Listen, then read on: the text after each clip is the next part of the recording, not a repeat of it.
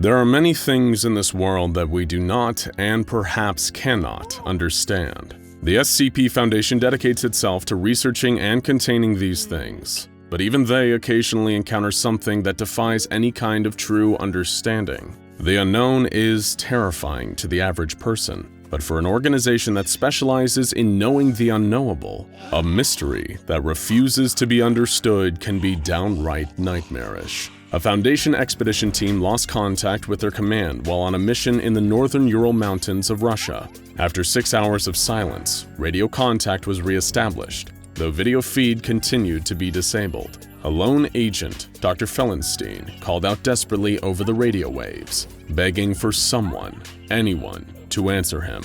Command responded, requesting a status update on the rest of his crew. At first, they were met only with the wet, hollow sound of Fellenstein weeping. Finally, he explained that they were all dead, and that he was the only man left standing.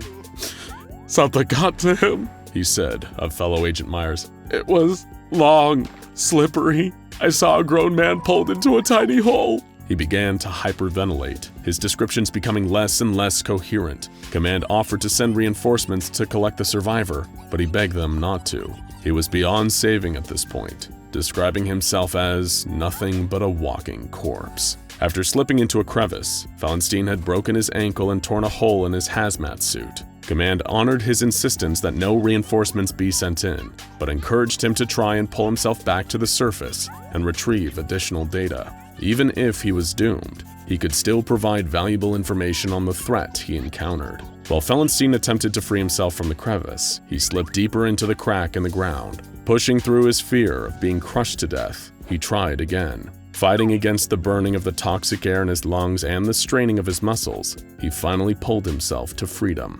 Then he took in his surroundings. He was at the edge of a chasm, so deep he could not see the bottom. He posited that he was somewhere underneath or inside of a mountain. There was a putrid smell in the air, burning his eyes, his skin, everything. Command told him to remain calm, still hoping for the possibility of a rescue. Meanwhile, on their end, hostile forces were closing in and forcing them to evacuate. They asked Fellenstein to continue describing his surroundings so that his account might be recorded for the archives. They would attempt to come back with reinforcements when it was safe for them to do so. As Fellenstein made it deeper into the chasm, he was engulfed in a thick yellow fog. Through the haze, he could make out thousands of eggs and piles of meat being devoured by small creatures, with the bodies of grubs and the faces of human infants. The creatures did not respond to his presence, either unaware of him or too consumed with their feeding to care. As he passed the creatures, he spotted a massive black temple with architecture like nothing he had seen before, all polished and sharp with angles that hurt his eyes to look at. As he stopped to take a better look, he realized he was still moving somehow, without moving his feet. He was being dragged by something, tendrils wrapped around his legs and pulling him along against his will, leaving a trail of his blood behind. As he was dragged, dozens of what seemed like humans watched him. The final words recorded on the audio transcript were the most troubling of all. Fellenstein saw what he described as an angel with 1,000 wings. The angel pulled him into her embrace, clutching him to her breast, and the connection was lost. Dr. Fellenstein was never seen again. His colleagues' bodies were never recovered. The entire team of men was lost forever, inside the incomprehensible hellhole known as SCP-2133. SCP-2133 is an unnamed village in the northern Ural Mountains in Eastern Europe, with an estimated population of around 50 people. The village is considered dangerous to enter without proper hazmat gear, due to the presence of a wide variety of microbial pathogens within its limits, including those which cause leprosy, pneumonic, septemic, and bubonic plagues, typhoid fever, influenza, cholera, and smallpox. A veritable hypochondriac's worst nightmare. In spite of this cocktail of diseases in which they live, the residents of 2133 seem to be resistant to the negative effects of infection. Of course, they experience physical symptoms to the point of visible disfigurement or disability, but they do not die at a rate consistent with the sheer volume of deadly pathogens present in their town. The people of SCP-2133 do not leave it. The Foundation cannot fully determine whether they cannot leave or simply choose not to, but whatever the case may be, they stay within the limits of their village. Their relative resistance to disease, small population, and refusal to leave the boundaries of their village are all unusual. But that is far from the most unusual thing about the population of SCP-2133. The people of the village age and die, yes, but they do not stay dead. They engage in what can only be described as some kind of reincarnation. When a resident of the village dies, they are placed in the field, where they quickly decay.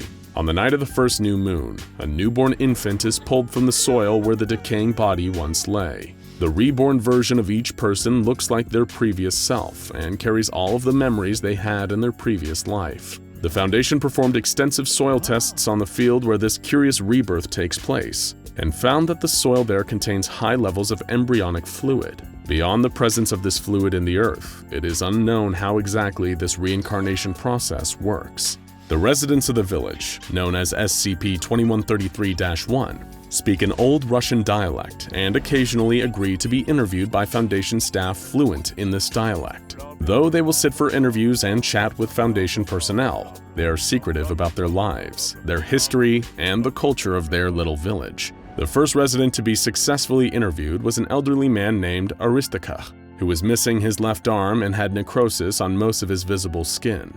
The interview was conducted by Dr. Judith Lowe, one of the head researchers on the case. She asked the man how far back he was able to remember, and he recounted a time of czars and khans. When Dr. Lowe pressed the man about the rebirth that his people practice, he responded that it was the Church of the Red Harvest. We serve until the end. That is the terms of our agreement.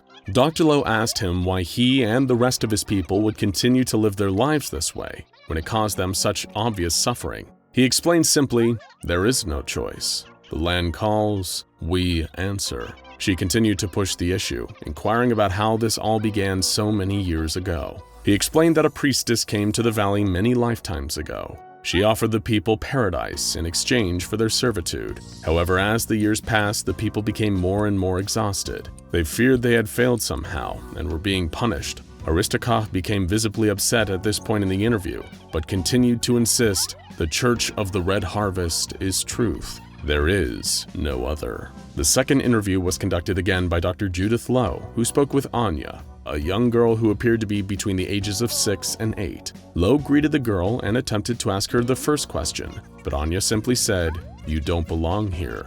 Leave." Lowe brushed this off and offered the girl medical assistance, but was rebuffed again.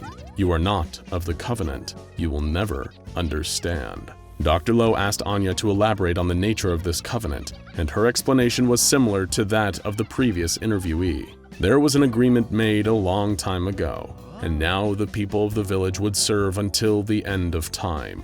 Again, she insisted that the Foundation should leave and did not belong in the town. Finally irritated with the questions, Anya had only this to say about the church. The church was here long before the village, a church of stone beneath the earth. It is sacred.